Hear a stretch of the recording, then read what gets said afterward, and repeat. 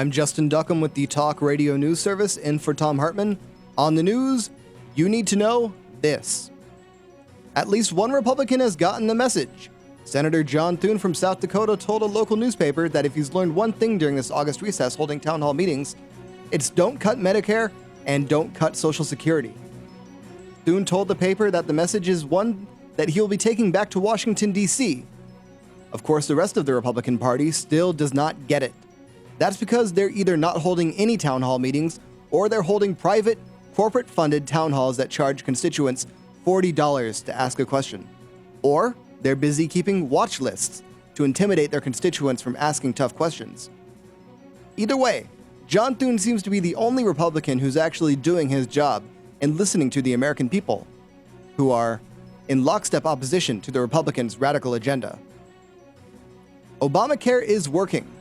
According to a new report from the Government Accountability Organization, many health insurers plan to lower premiums next year as a direct result of the medical loss ratio provision in the Affordable Care Act.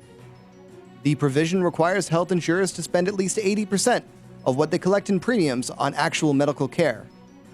As the GAO notes, since executives can't pocket as much money now, they're lowering premiums. So, why do Republicans want to repeal the law again?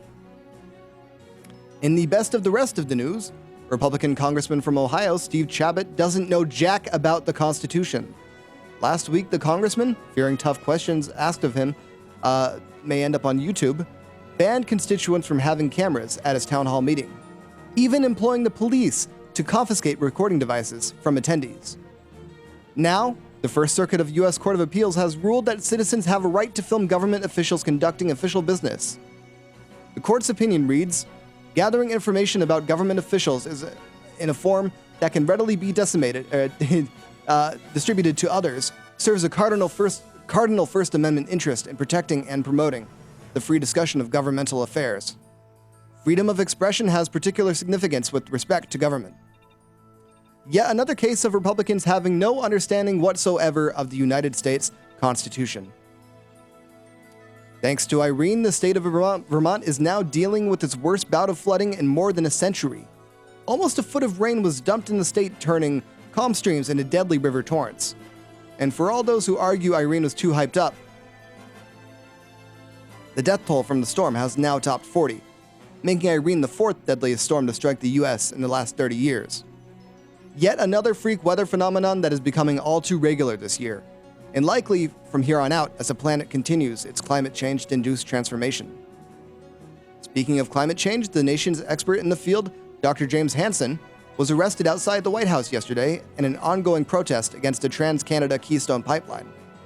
Hansen heads up NASA's Goddard Institute for Space Studies and has been one of the most vocal climate change advocates in recent years. So far, Hansen joins 520 other activists who have been arrested outside the White House since demonstrations began last Saturday. While the State Department released a report yesterday saying the pipeline will produce minimal environmental effects, President Obama himself still has yet to weigh in on the issue. And environmentalists all around the nation are hoping he keeps his campaign promises to begin healing the planet by saying no to the oil oligarchs in Texas who want this pipeline built. There are more questions now about the safety of the North Anna nuclear plant in Virginia after last week's freak earthquake rattled the East Coast. Working off information that the earthquake's magnitude may have actually exceeded what the nuclear plant is designed to withstand, the Nuclear Regulatory Commission has now sent more inspectors to the plant to ensure no equipment damage occurred. NRC confirmed that the plant would remain shut down until the inspectors report back. This nation dodged a bullet last week, but if we don't kick the nuclear energy habit soon, we may not be so lucky next time. Whoops. WikiLeaks stepped in it, releasing thousands of State Department documents that included sensitive information, such as the names of confidential sources and agents. Up until now, WikiLeaks has been very careful to redact names and protect the identities of individuals mentioned in leaked classified documents. However, this latest report failed to do so. Reportedly, the documents were mistakenly released due to a feud between WikiLeaks founder Julian Assange and spokesman Daniel Domscheit-Berg, who left the organization back in 2010. Crazy alert. No snakes on this plane. A passenger trying to board a flight out of Miami International Airport didn't make it past the Chertoff porno scanner without TSA agents discovering a strange bulge in his pants. Turns out the man was trying to smuggle bags of exotic animals in his trousers.